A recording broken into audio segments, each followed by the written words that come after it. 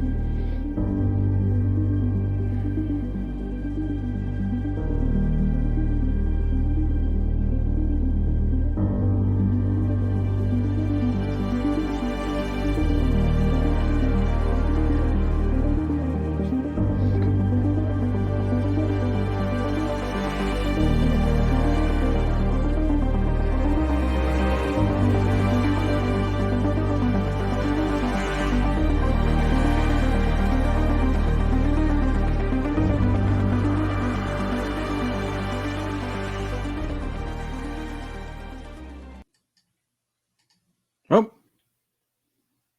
wow. Hey, everybody. Welcome back. That was a very interesting lecture by Don Webb. And I hope if you missed it, you can go back and watch it at our YouTube channel. We are fast approaching our $5,000 milestone, which will kick in the matching grant, which will get us halfway to our goal at $10,000. But without further ado, I just want to say I'm so excited to have our next presenter, Dr. Greg Little, on. He's somebody I have been following since first discovering his work. It was probably one of the thinnest volumes, but one of the most thick in concept. His archetype experience is one of a trilogy of his earliest books that really set me on my journey following his work. And then later, his book, People of the Webb, What Indian Mounds, Ancient Rituals, and Stone Circles tell us about modern UFO abductions, apparitions, and near-death experience. That was another great one that I highly recommend. And his, I think the third in that trilogy, so to speak, is Grand Illusions, the spectral reality underlying sexual UFO abductions, crashed saucers, afterlife experiences, sacred ancient ritual sites, and other enigmas. But our guest today for the next presentation is Dr. Greg Little, a psychologist who has a long-standing interest in Native American mounds and earthworks. His illustrated Encyclopedia of Native American Indian Mounds and Earthworks is widely considered to be the seminal overview of American mounds. He has also investigated UFOs, abductions, and paranormal phenomena since the early 1980s. In 2019, he co-authored the book Denisovan Origins with the UK's Andrew Collins, and he is currently working with Collins on a new book involving the paranormal and archaeological sites. Let's bring on our next presenter, Dr. Greg Little. Hey, Greg, how are you doing? I'm good. Smiles. Doing well. Good follow-up. I enjoyed that Egyptian material. Always interested in Egypt. That's good. Yeah. Don is a very interesting character, and I've had so many people recommend him to me over the years. And as I say, he was one of the original scheduled presenters at the 2001 National UFO Conference. And it's just this has just been such a phenomenal day, a phenomenal series of events, and I'm really looking forward to hearing your presentation now. So I'll go ahead and you want to get your slides set up? Well, I will. Yeah, I was just going to say the Denisovan Origins, Andrew Collins and I have actually finished our follow-up book to that. It'll be probably 9 to 10 months before it gets out, but it's kind of a follow-up to everything that both of us wrote before about mounds, archaeology, UFOs, and the paranormal. It goes directly into that. And I got to give Andrew Collins a great deal of credit. The material's done, and it's most of it's already been submitted. And Andrew has just written some things that are just mind-boggling in it. It's the best work I've ever seen of his. But anyway, that's a long way in the future. I probably won't plug any books. It's just a long way away, but it kind of touches on all this too. All of this is related to it. And in just a moment, I will begin this process. All right. Yeah. I'm trying to remember, there's another book of his that you wrote, I think either the foreword or the introduction to, called, is it Light Quest? Yeah, I did the introduction to Light Quest. I also did an introduction to another one called Alien Energy. I've actually written a lot of those. Yeah. There are quite a few of those, but I kind of got away from UFOs because of all kinds of reasons. I actually wrote some about why in Grand Illusions, and that was a long time ago. It just seems like a long time ago. And actually why I got out of it has to do with what this little talk I'll give is all about. So is my little screen showing now? Yeah, it is. Let me get that set up, and then I'll get out of your way. Here we go. And to let people know, I am showing the full PowerPoint plus the various slides on it on that left-hand side. And it's because so I can see what's coming up, and I'm going to skip around. There's a whole lot of slides here. We're not going to get through them all. But anyway, I'm calling this America's Mound Builders, Some Mysteries Revealed. It actually is far more mysterious than archaeology would lead you to believe. And there's this book by this guy that came out in 1983 by Jim Brandon called The Rebirth of Pan. And it's about Gaia energy. So I found that book in 83 at the exact same time I started having these dreams. And what led me and my wife into investigation of Indian mounds, it really all started from a series of dreams. And in these dreams, I saw myself standing on a mound, an Indian mound, and taking pictures. And then I found myself standing on another mound and taking pictures, and another, and another. and another. And I woke up night after night after night with this recurring dream, wondering what the heck is going on. At the same time, we had this experience, sort of a dream, or you can call it a folie à deux, with a spider in our bedroom. And we decided that we needed to go see the closest Indian mound to us. We live in Memphis, which is called Chucalissa. Chucalissa means abandoned village. And it's a mound site that's been around, obviously been around for a long time, excavated in the 1940s by prisoners, actually. So that was the first one we went to. And when we went in there, the first thing we saw was a spider on a display right at the front door. And this is an actual picture that we took then of the spider. And that is the exact spider that both my wife and I saw in our bedroom. And all of this experience led me into really deciding to get a pictorial history of as many Native American Indian mounds as I could, which at the time I knew nothing about mounds. I've said that many times, never took anything in college or graduate school, don't remember anything from high school ever being mentioned, or in elementary school. It's like that history didn't even exist, but I did find out quite a bit. And as you mentioned, People of the Webb that came out in 1990. That was really the first book that I did that included a lot of archaeology in it. I also did a book called Mound Builders with a couple of co-authors, my wife and John Van Auken, that related mainly to Edgar Casey's ideas about Indian mounds and what he said. And of course, the Illustrated Encyclopedia came out first in 2009, and then I updated it in 2016. I started doing books on color books on mounds in specific states, and I abandoned it because they just don't sell. Indian mounds are not something you put a lot of energy into it, and then it's not something that really sells and just doesn't seem to be worthwhile. But the Mound Encyclopedia has done really well.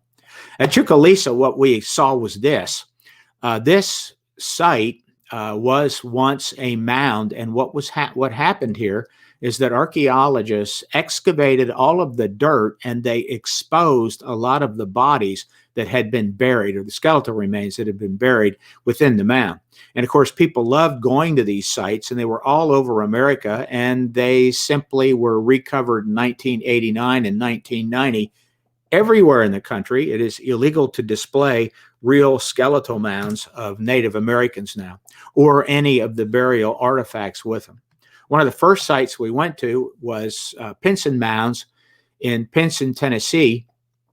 And this is one called Ozier's Mound. And what this led to, at the time, I decided I was taking black and white photos because that's all you could put in books then.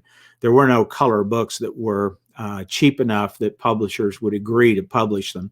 So we were taking a lot of black and white photos. And there is this one particular mound there called Saul's Mound. And this is a later photo from 1983 when we first went there. You can see two people. I'm going to circle them with my pointer. There's two people standing here at the base of this mound. It's really a massive mound. And people think of a mound as a heap of earth like this, but that's not what all the mounds are. So when we first visited Pinson, this was the first black and white photo that I took. And up in this upper left-hand side, there is what I'm calling a blob. It doesn't show very well here, but I found only around this mound on several photos that I took that day. Again, the first pictures we ever took of mounds, found these things in the sky. And that led me to think that maybe there is something to what Jim Brandon said about earth energy and the linkage or the relationship between mounds and ancient earthworks and standing stones and so on with UFOs and the paranormal. So that was the first photo that did it for us. So let's look at a bit of history here. Everybody knows in 1492, Columbus sailed the ocean blue, and he discovered the Americas. And Columbus landed in the Bahamas. He made 4 trips over 12 years. He never, ever got into North America. Most people think that he did. And most people's idea is at the time Columbus arrived, the Americas were a vast, mainly empty forest land, forests and mountains, and almost nobody there. That is not true. They've known this for a long time. This is actually out of a textbook in mainstream archaeology.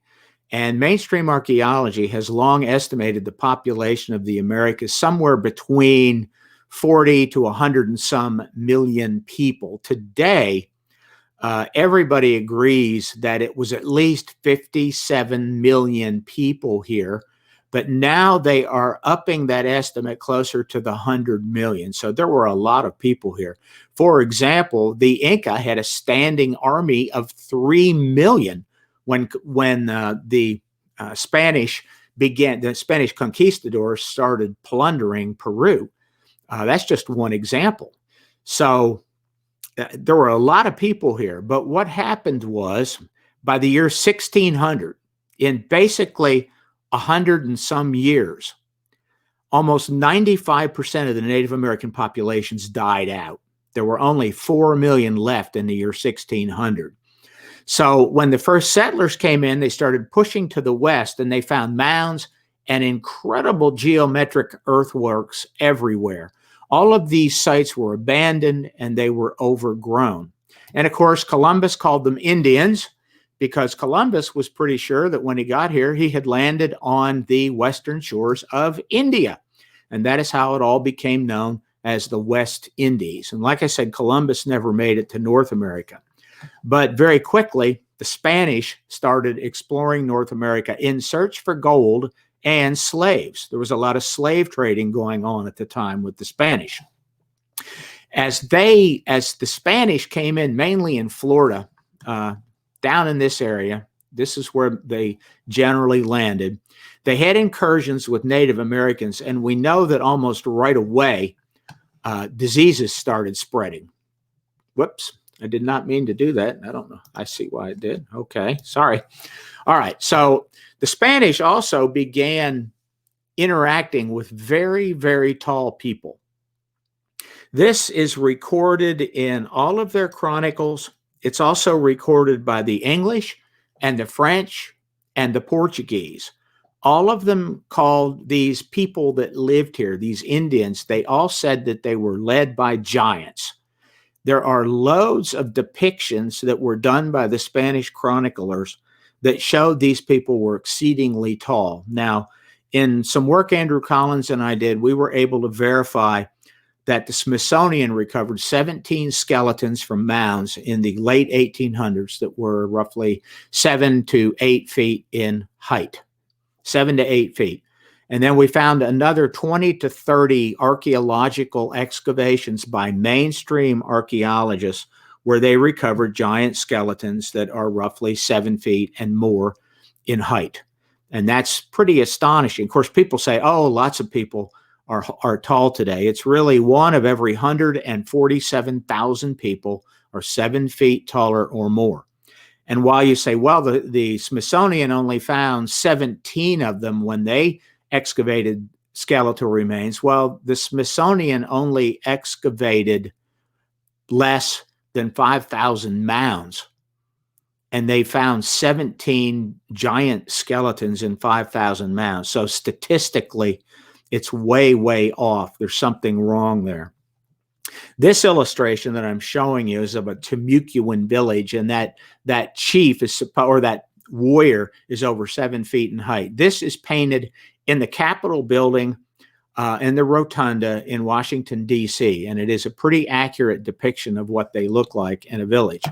This is another depiction of one of the Timucuan chiefs along with the Spanish. This is from I can't remember the exact year. It was the very early 1500s. What really happened, though, the worst thing that occurred was from 1539 to 42, a fellow by the name of De Soto came in. And even before he entered, of course, you have all these other depictions of giants. These are out of books made by various chroniclers of the English and the Portuguese, again, and the French, and so on.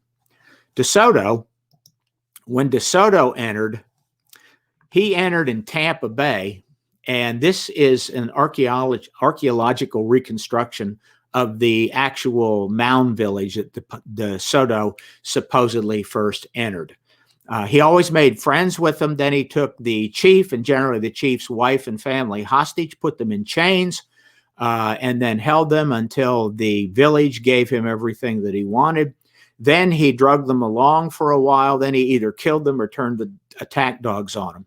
And he did this again and again and again as he traipsed through the Americas. And here's his travel log. It's incredible. If you look down at Florida here, you'll see this is where he started in Tampa Bay. And I'm not going to follow this whole thing, but he went all through Florida, went through Georgia, up into South Carolina, been into North Carolina, into Tennessee, down and around, cut through the middle of Alabama, hit a bit of Tennessee, went over into Arkansas, up into Missouri, back into Arkansas. He then sent a group across over into Texas, and they hit a bit of Oklahoma. De Soto then died. They dumped his body into the river, and his men went down the Mississippi River and then made their way to Mexico. They were looking for gold. They wanted slaves. They wanted pearls and so on. And when they got to Mexico, half of his troops were still alive. They had nothing, not even their clothing.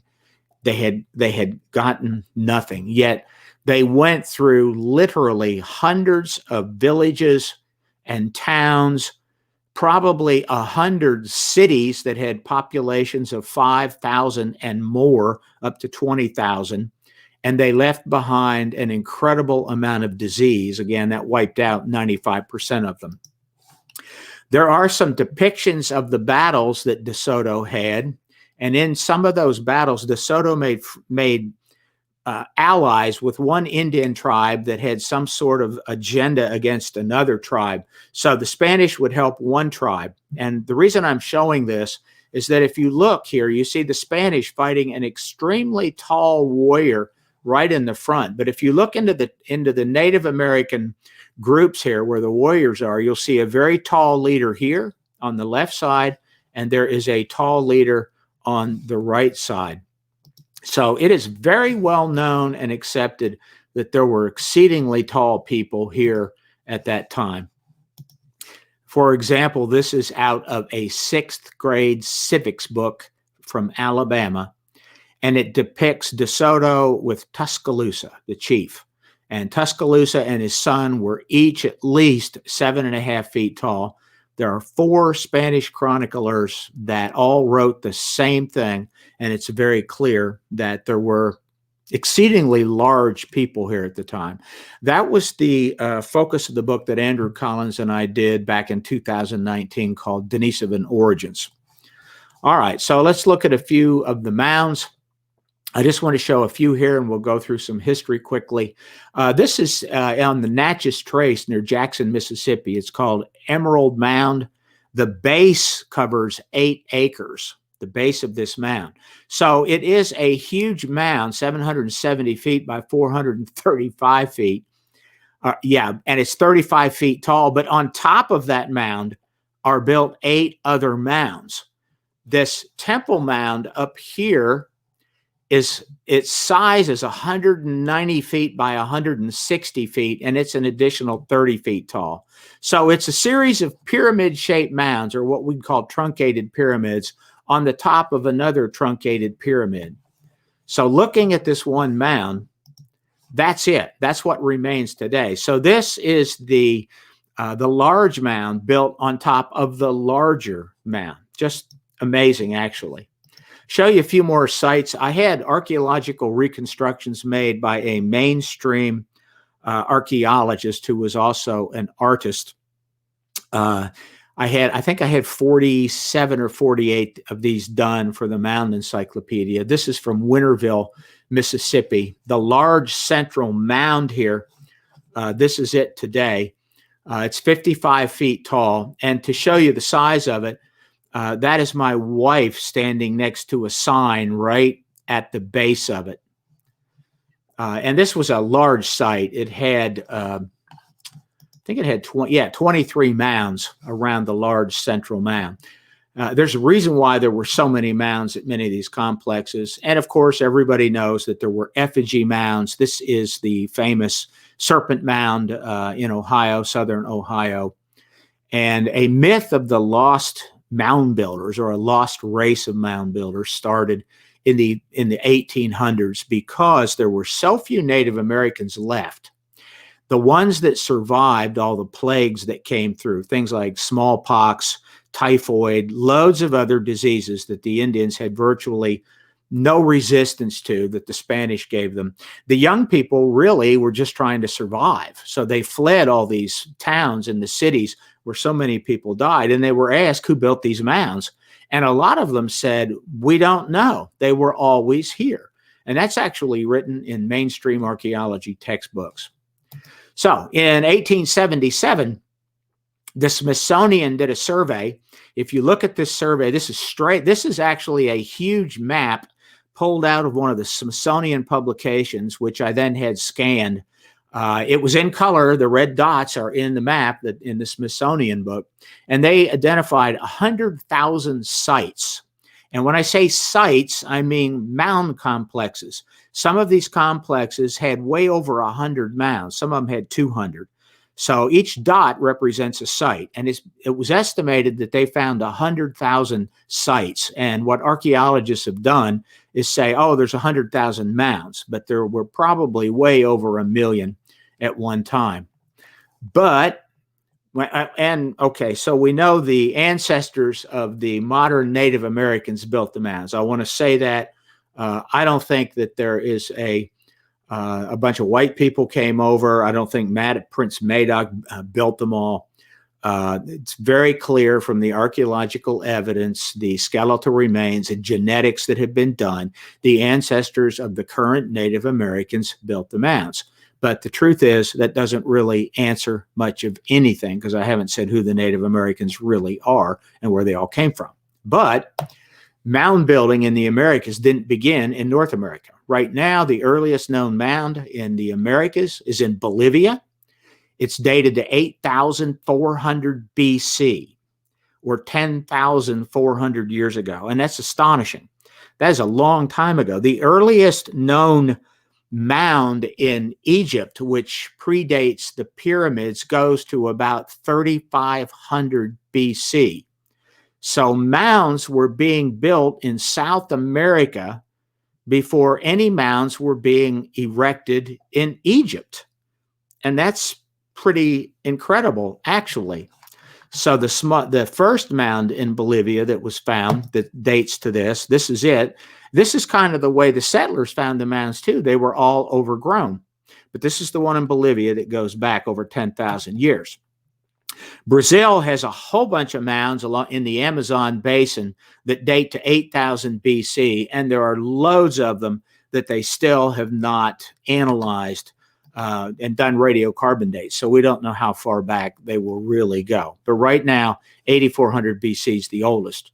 In North America, it is in Louisiana. The oldest known mound is in Louisiana. It's at a site called Monte Sano. There is another site, which may be a mound in Louisiana, that's a little bit older, 4,300 BC, but not really sure of that. So you've got a 4,000-year gap between North and South America. Now, I add two things here that isn't in this presentation. Pottery making was done in South and Central America roughly 3,000 years before it ever got to North America. And that's actually very impressive.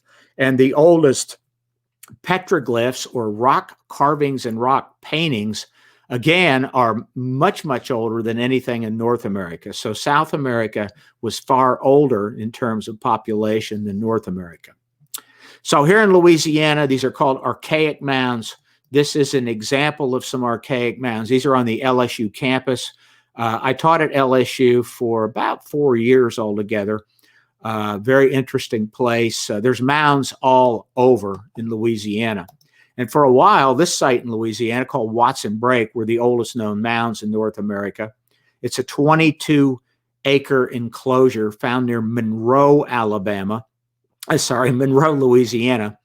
It's dated to 3200 BC, or 5,200 years old. There's like 110 radiocarbon dates that came from it. There's 11 mounds built on this elevated walkway, I guess. That's the best thing to call it. And again, it's an archaic mound. That is before the mound eras that most people will be familiar with, that we'll get to in just a second. But the archaic mounds are really fascinating. This is an example of one in Clewiston, Florida. It's called Big Tony's Circle. Don't ask me where the name came from. There are 15 mounds that are here that are connected to round mounds and oblong mounds, but the connections are elevated walkways. And these are called geometric earthworks connected to mounds. This one oblong mound that has these ramps coming up it covers 16 acres. So we're not talking about something small here, but Big Tony's is not even the most impressive of them all. This C-shaped mound near Placida, Florida, this big C, it covers 15 acres. There's 15 acres. The C itself is 23 feet high, and then it has these mounds erected on it. And then from the edges, there are elevated walkways that go out to round mounds. And there's also sunken areas, sunken plaza areas around these other mounds. These geometric earthworks, I'm really fascinated with them. And there's actually quite a bit of them. Just really interesting. A lot of them still exist today, although they can be a little difficult to figure out.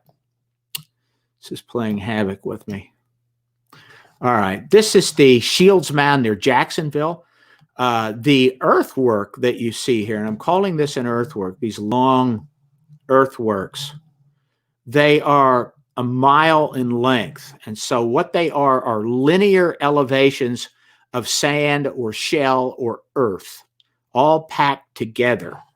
This hook, this shape that almost looks like a fish hook, it's actually a ramp. And you start at the bottom and you'd walk up to the top and it gets higher and higher. And then it would lead up to this larger mound. This platform mound, or this truncated pyramid, is 215 feet square and it's 18 feet high. But these are fascinating, absolutely fascinating. And again, there's quite a few of them. This is Terracea Mounds near St. Petersburg. There is a bridge today in an interstate here. The bridge cuts through the river up here. You have this massive 10-acre platform that today is still 20 feet high.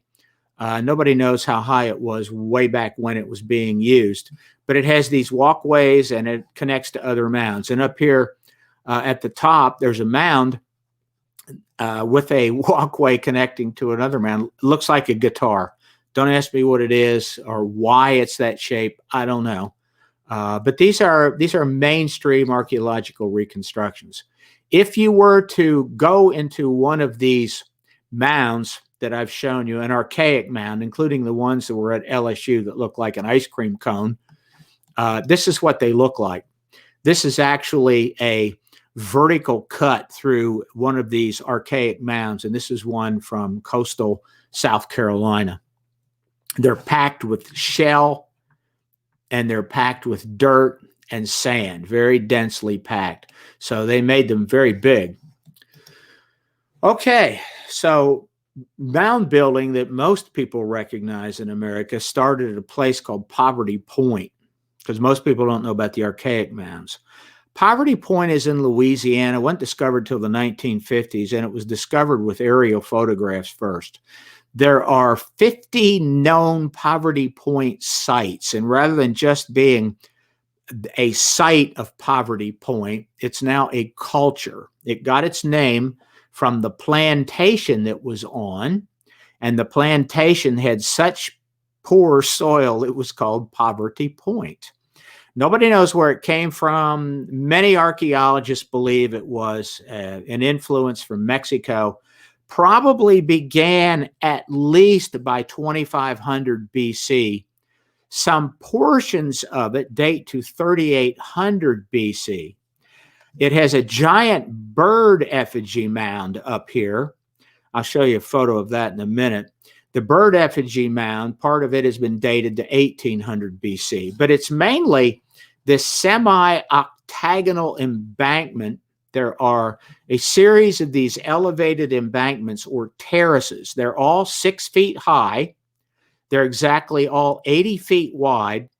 They have 150 feet between each one.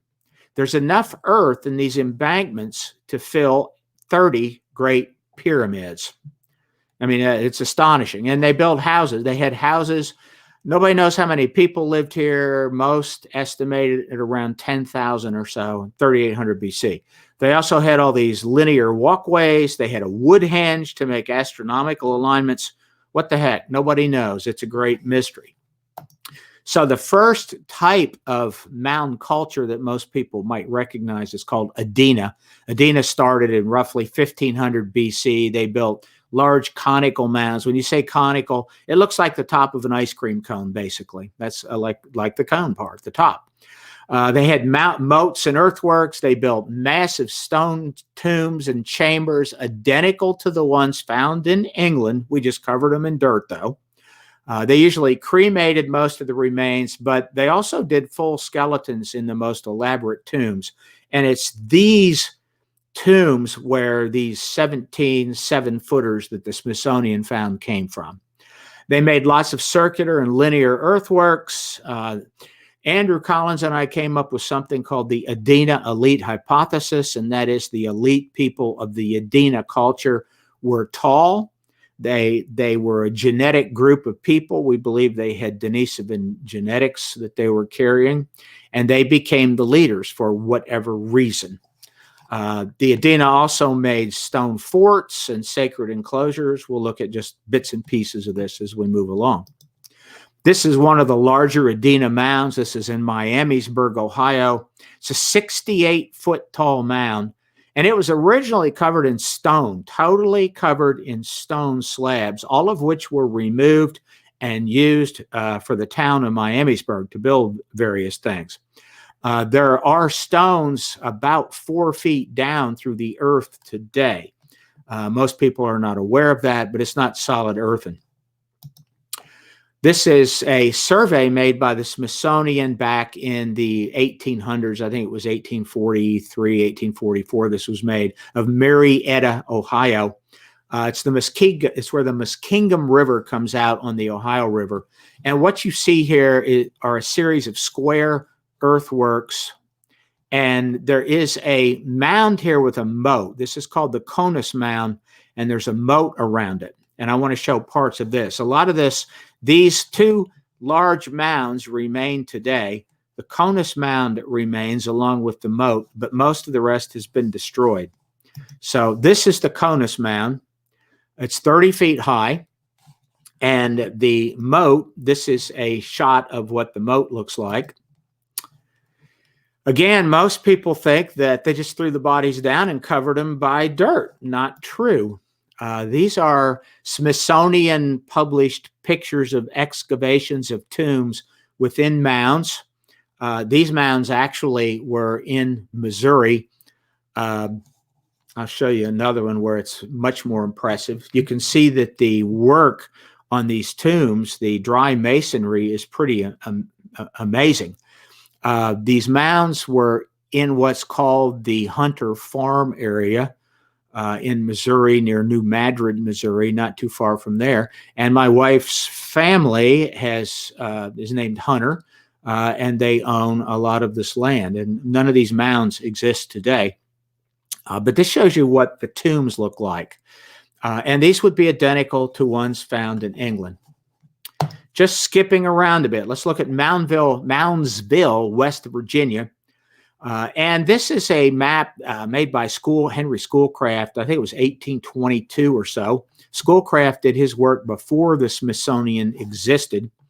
It shows along the Ohio River here. I'm tracing the Ohio River. There are mountains on both sides of the river. And then Moundsville is right here in a low spot.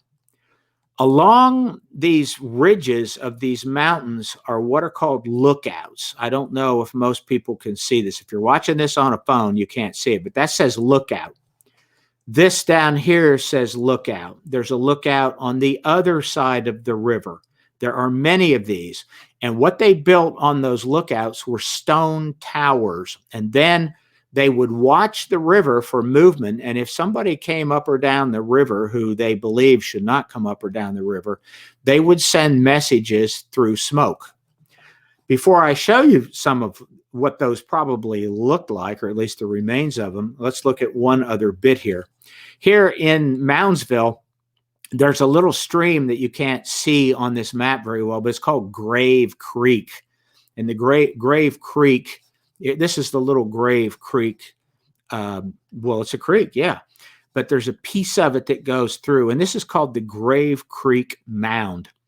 And this is what it looks like today. That is the Grave Creek Mound. It is 69 feet tall, gigantic.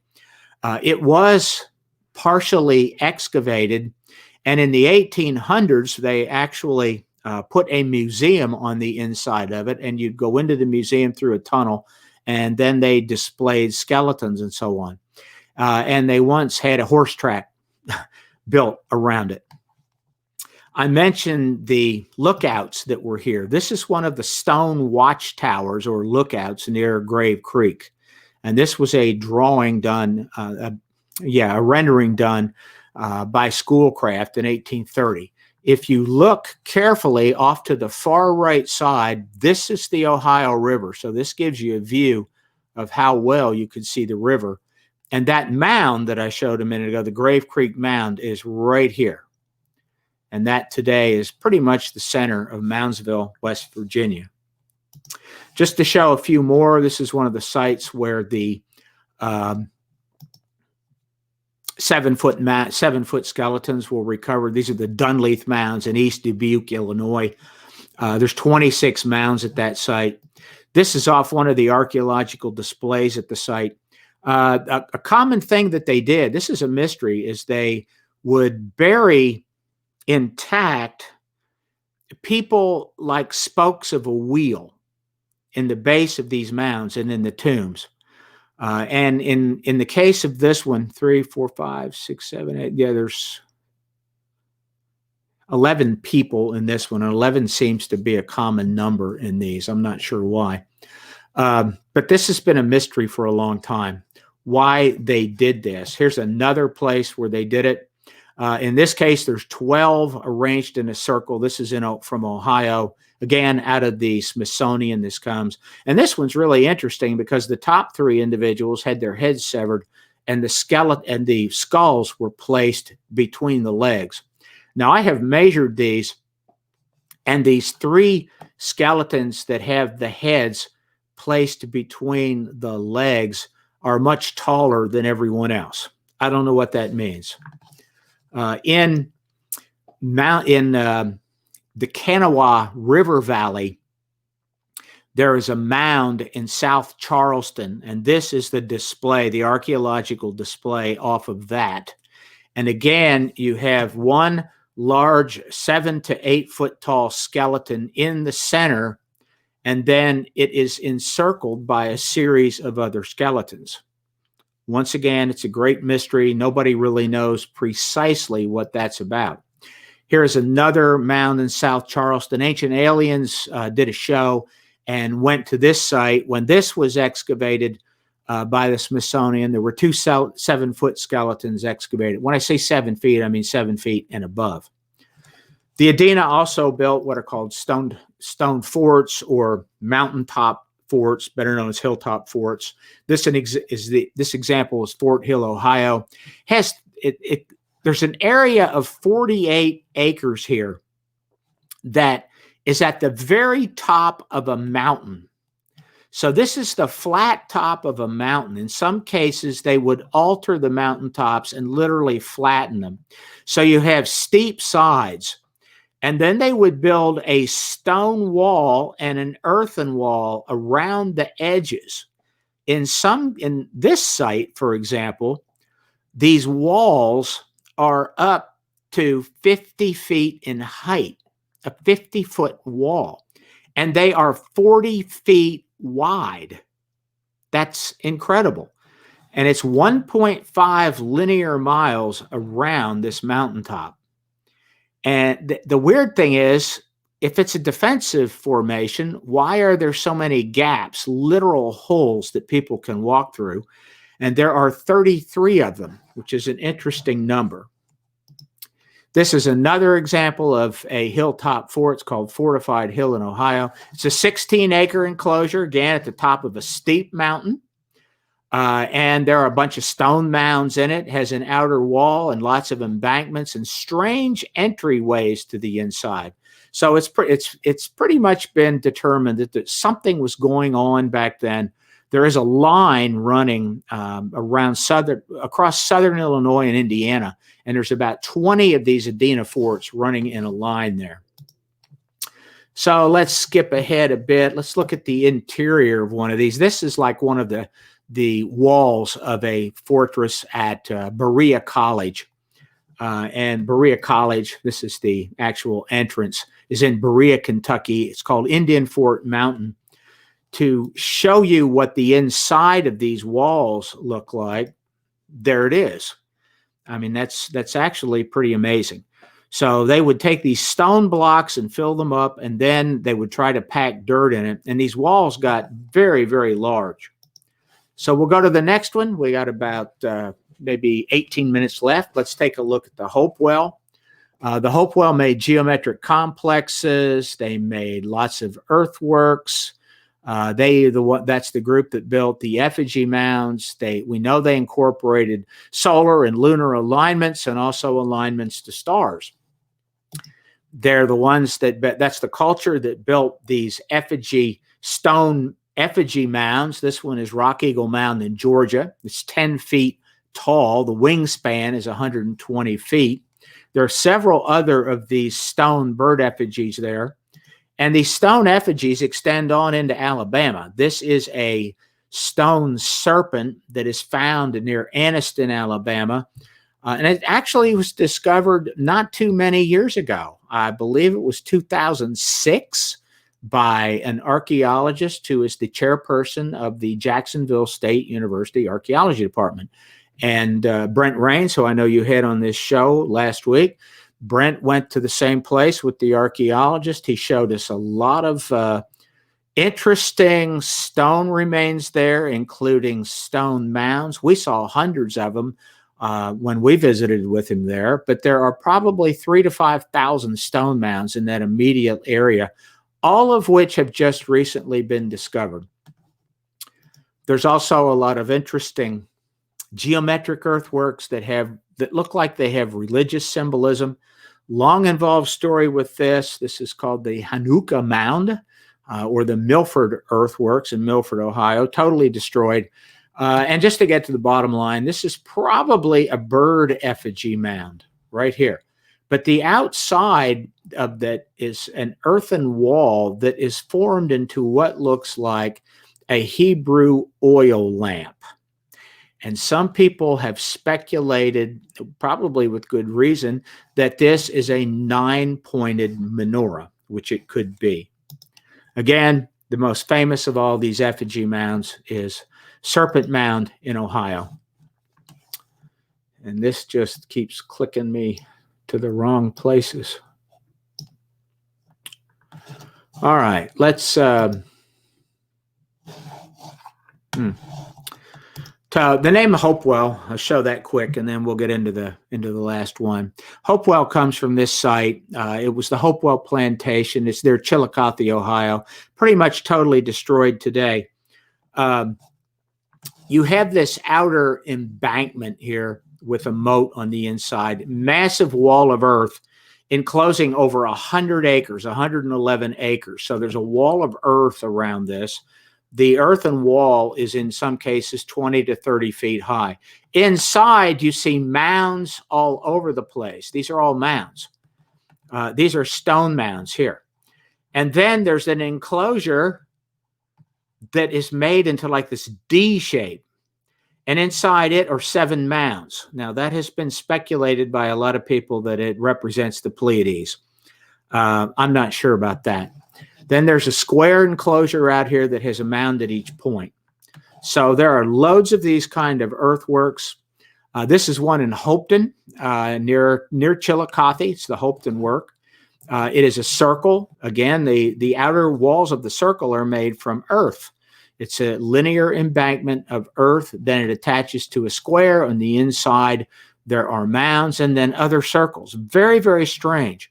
And then there are these walled walkways. The walls are 20 to 40 feet wide, 3 to 5 feet high, and generally 160, 170 feet between the linear walls. Complicated stuff.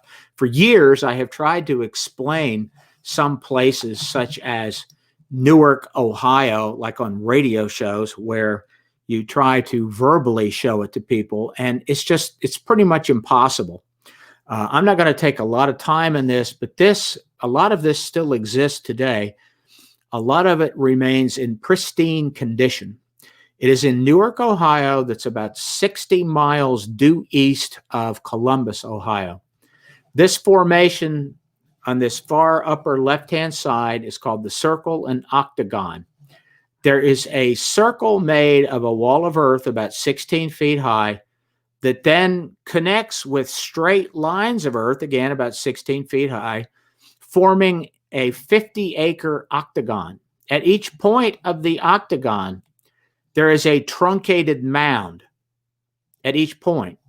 Then there are these 175-foot walkways, 175 feet wide. So think of these are about a little wider than an interstate highway. And on each side, there is a wall of earth. And these walkways lead you to a square, which lead to a huge circle, 30 acres in size. It's identical in size and construction to Avebury in England, which is the oldest stone circle known in England. It has an inner moat. A lot of this up at the top, all of these mounds, these are destroyed.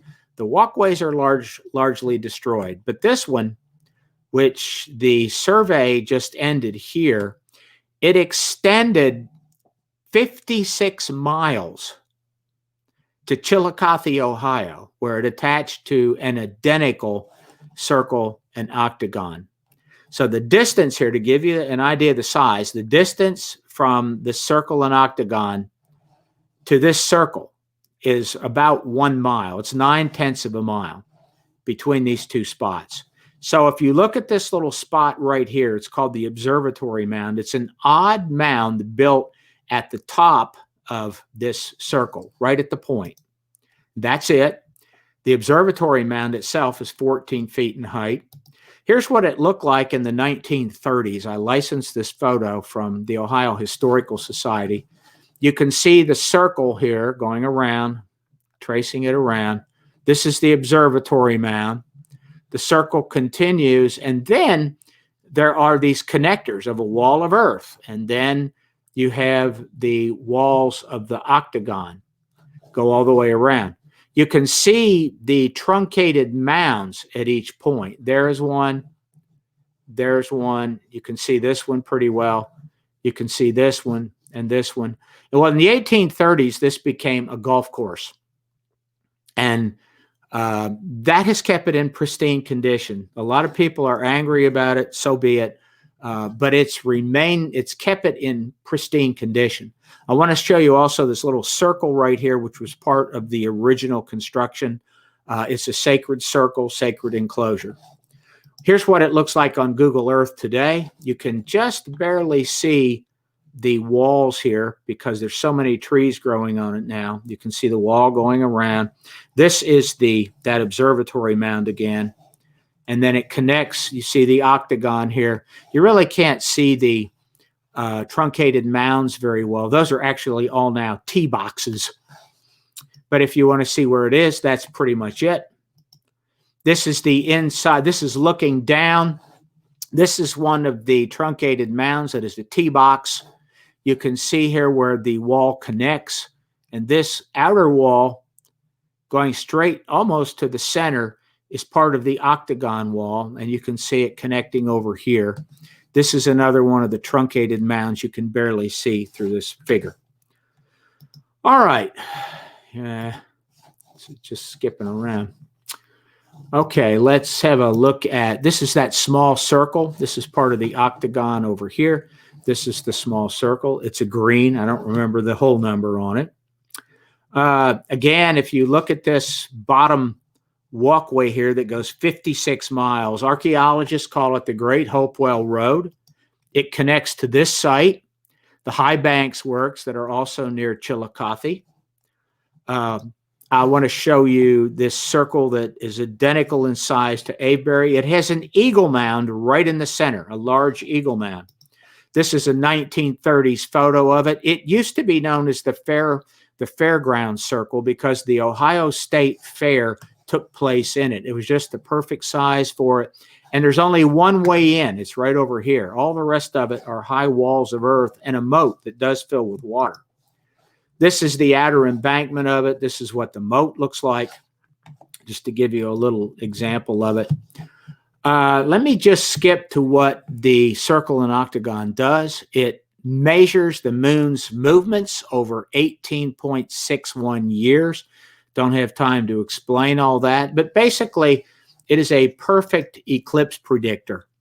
And it also, again, it charts the movements of the moon over 18.6 years. This is a rendering made by the Ohio Historical Society. They know that they had no trees in there. They burned it all out. The horizon is easily seen there, but we know that's what it was, an eclipse predictor. There are lots of other sites I'd love to talk about. Portsmouth, Ohio. Yeah, Portsmouth, Ohio is one of my favorite ones. Don't really have time to get into that. I will say that there is a mystery there. And this is a horseshoe-shaped embankment. Back a few years ago, Brent Raines, his wife, and my wife and I conducted a tour there. And we took a lot of people. We were granted access to go into this horseshoe embankment. The walls of it are 10 feet high. Brent and his wife conducted a little ceremony, and everyone had very strange experiences. It's been written up. It's on AP Magazine. You can ask Brent about it. It's an interesting thing. There's also another part of this that's in Kentucky. There are these 7-mile-long walkways that go across the Ohio River, connect on the other side in Kentucky. And this particular formation, which was called Group C, is built exactly like Plato said the center city of Atlantis was built. Looking at the final mountain culture, it's called the Mississippians. They built gigantic cities, walled fortresses, huge mound complexes with hundreds of mounds. The northernmost one was up in Wisconsin. It was called Aztalan. This is the main mound at Aztalan. Again, these were walled fortresses with palisade mounds. Show a few more of these. This is Cahokia. This is a licensed illustration I had made. There were over 120 mounds at Cahokia. This is Monk's Mound, modern picture of it. It is 100 feet tall, the size and height of a 10-story building. Cahokia's Monk's Mound base covers 14 acres, which is 1 acre larger than the Great Pyramid. In the center of this mound, about 40 feet down, there is some sort of a massive stone structure that was discovered in the late 1990s. Never been investigated. We don't know what's in it, but it appears to be a gigantic tomb. Some of the artifacts these people made, I show a few. They made these effigy pots. There are hundreds of these that have been found. Some of them are pretty spectacular. There's also incredible pipes that they've made. And these pipes are not small. This pipe is actually about 2 feet in height. The back of the pipes look like this. You would put a stem down here in the bottom, a large wooden stem that would be about 4 feet long. And this is the bowl. Here's another one. The Mississippians also carved beautiful statues. These are marble statues, 2.5 feet tall, pulled out of mounds in Etowah, Georgia. These things are just plain beautiful, very well done. They built these smaller mound sites around main ones. They had chiefdoms, and there were like political subdivisions at it. This is one. And this is myself with Andrew Collins at one in Mississippi. I will skip ahead here quite a bit to Moundville, Alabama. This is a 1950 Air Force photo. This central mound I will show you in a moment. That's it from the top of the large mound. It's a truncated mound in the center. There are 20 mounds encircling this central mound, 20 mounds. It's where a Path of Souls ritual has been verified. This is the view of some of the mounds from the top of some. That's Andrew Collins of Ancient Aliens standing there. This is the largest mound, and this is a person right here walking down the side of it. So you can see the size of that particular mound. They used to display skeletons. I got this photo back in 1989 before the law went into effect. There were reports of loads of 7-footers pulled out of here. Every one now today is denied. And it was Dr. Walter Jones who was quoted as finding them. The museum at the site, this is the Walter Jones Museum. It has all the elements of the Path of Souls journey. The Path of Souls journey is the Native American death journey, and it's about the ritual that they did. There is a free video that's 25 minutes long. It's on YouTube. You can look up Path of Souls, stick my name in, and you'll see it, and it explains it all in pretty good detail. In any event, it's based upon their concept of the universe that we live in. There is an upper world, a lower world, and the middle world. The three worlds are connected by a pole, and it's sometimes symbolized as a tree. Shaman can vibrate that pole through various rituals, and when they vibrate that pole through various rituals, it allows them to move their consciousness through different realms, either to the upper world or the lower world, if they're getting into what we might call black magic or witchcraft, as the Navajo might call it. And there's a lot to this. I don't really have time to get to it. You can really see all that on that 22-minute video that's on YouTube called The Path of Souls. And I'm pretty much at the end. If anybody has any questions or listed any questions, I think we can go to that. I'm ready to go to questions. Well, thank you, Greg. Yeah, we definitely have some questions. My first question is simply about the I guess the God, It's all right. The rises, this ring, I mean, obviously there's the plateau parts, but then there's raised areas that seem like yes, the earthworks that seem like either possibly defensive, or I'm wondering, since of course these are all located near creeks and rivers, if they maybe actually had flooding control. Of course, then you have mention of the shale, the shells inside, and also the moat. So any consensus on that? Some of them probably were, in some places, were made as refuge during floods. We know along the Mississippi River, there's actually some great photos of Mississippi River floods and how cows and people had congregated at the top of mounds to survive the floods. So we know that took place. And the same thing's probably true along with some of those earthworks along the coast, like in Louisiana, Mississippi, Alabama, and North and South Carolina are the places where most of those archaic earthworks are.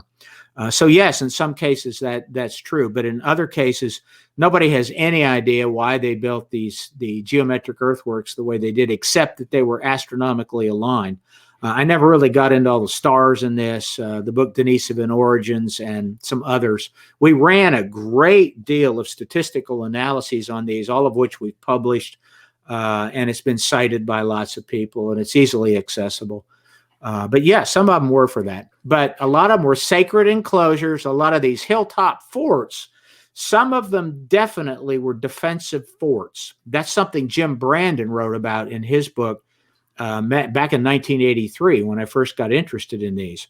But some of them clearly were not defensive. They were used, they know now were used to make astronomical alignments through gaps in these giant walls.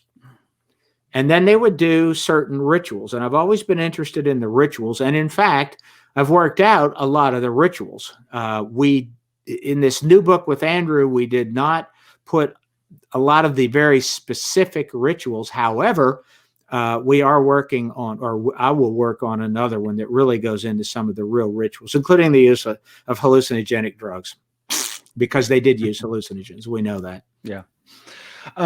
Similar to what I was asking is Mandate 23's question. Any insights into the mound soil makeup? Thomas Pynchon jokingly mused they were built like laden batteries, alternating strata to draw telluric energy. And of course, Joshua Cutchin says, well, that's similar to an orgone generator. So maybe, Yeah. I believe that they were, I believe they have energy of some kind, that they're tapping into something.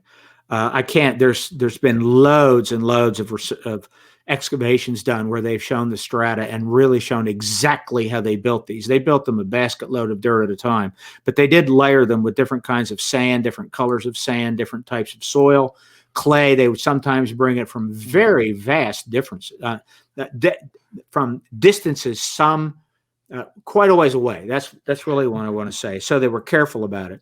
I don't think anybody's ever stuck something down the ground, seeing how much energy it generates. Maybe it's been done. Andrew has, like I said in the very beginning, written some stuff that to me, as his co-author, is just profound. I wish that I could even get half of what he did in this new thing. Again, it won't be out for quite a while. We're not talking about it much. But they do relate to energy. There is a earth energy that relates to the paranormal, that relates to UFOs, that relates to apparitional phenomena and ghosts. It relates to people like Edgar Cayce, Joan of Arc, Emanuel Swedenborg. I can go through a long list, all of the contactees that were genuine contactees, and I don't have time to go into who I think was really telling exactly what happened to them, as opposed to those that were making up a story. I think some of them made up stories and some of them said exactly what they perceived happened to them. But I think they were really interacting with something that was real. Although every time, if you notice, they were lied to. They were told, oh, we come from Venus, or we come from Jupiter, or he just took me a ride around Saturn. You hear that all the time. There are only a few people who said, oh, none of them are coming from here, and there's no planets in the solar system that are inhabited other than Earth. There are some people that had these experiences that said that, and some of that is in this new book. But again, I think, the mounds are definitely related. Archaeology does tie into this, much to the chagrin of archaeologists. Well, real quick, our next speaker, Joshua Cutchin, had mentioned how common are decapitations in these burials. It depends. There are the tombs very seldom have them in it. The decapitations are often found in these mass burials. There are some mounds that have had literally hundreds and hundreds, and in a couple cases, thousands of skeletons removed from them. And they do appear to have been, after some sort of a battle was fought, they just dumped a whole bunch of bodies and then created a mound over them. But they're not that common in the tombs. The ones that were really profound, I showed you on this presentation. But there are some. I can't give a percentage though. I wouldn't know how to do that. Yeah. Also, we had the question, are there any mounds like these in Texas? And I know, yes, that indeed there are. Yeah, I don't Davis know. Site. And what's it called? The Davis Site. It's named after the archaeologist that found it. Look it up. The Davis Site in Texas. Been there with Andrew Collins. We actually went and looked at some some of the Texas ghost lights after we visited that mound. We spent quite a bit of time, got some interesting photos. But the Davis site in Texas, yes. Maybe not as complex as some of the ones you were well, the Davis site is pretty cool. Is it? Okay. Yeah, and there's sites, there's other sites associated with it that they don't tell you about. That's one of the things I tried to do in the Mound Encyclopedia, was give people a difference between the sites that you can easily go see, that archaeologists will allow you to go to, and then there are thousands of them where they have what they call restricted access. You can still go to them as long as you don't trespass or take anything, but they don't want you to because they're afraid people are going to loot, and people do in fact loot them, and that's a terrible thing to do. It's immoral and unethical, and it's illegal. Yeah. Well, thank you so much, Greg. Really appreciate all your support, and what a fascinating talk. And folks can find more in all the voluminous published works that you've done, and of course the videos that you were mentioning. Thank you so much for joining us. Really appreciate it. Thank you. I appreciate it. Good luck with the rest of this. Thank you so much. All right. Take care. Have a great day. Bye-bye, everybody.